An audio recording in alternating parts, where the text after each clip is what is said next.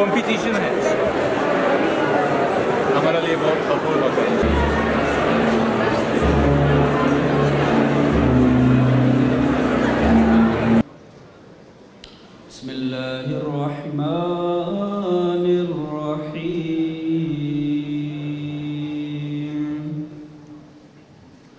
والله الذي لا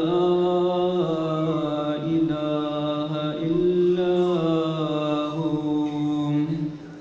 عالم الغيب والشهادة هو الرحمن الرحيم والله الذي لا إله إلا الملك القدوس السلام المؤمن المهيمن العزيز الجبار المتكبر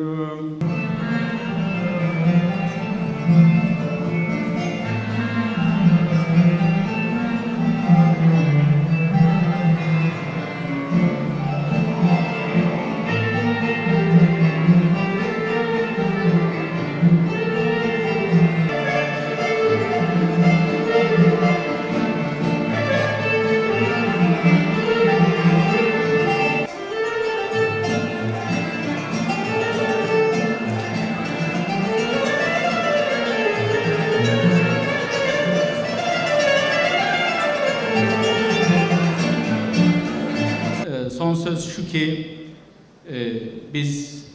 ben 7 yıl Pakistan'da okudum ve hiçbir zaman hiçbir gün kendimi Pakistan'da ikinci vatanımda hissetmedim. Türkiye'de nasıl hissettiysem Pakistan'da da kendimi ana vatanımda hissettim. Onun için burada Türkiye'de varlıklarıyla bizi şereflendiren Pakistanlı kardeşlerim de kendilerini asla ikinci vatanda kabul etmemeliler. Kendi vatanlarında kabul etmeliler. Türkiye ve Pakistan arasındaki ilişki bir genetik ilişkidir.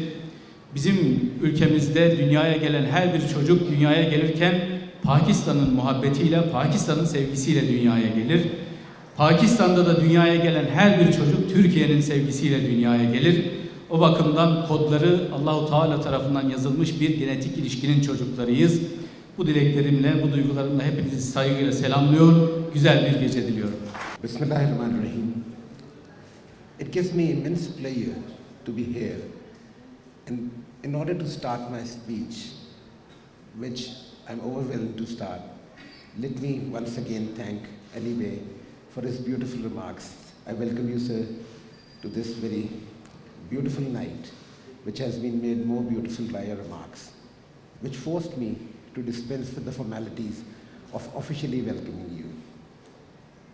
Governor, I'm really grateful to you that you have honored us and blessed us with your presence. I'm extremely grateful to all the diplomats, excellencies, and distinguished gathering. Today is a very strange day for me. I was thinking that why Turkey and Pakistan are so close to each other. The instrumentalists which came, they were singing a song. The first one they played was Uskudara.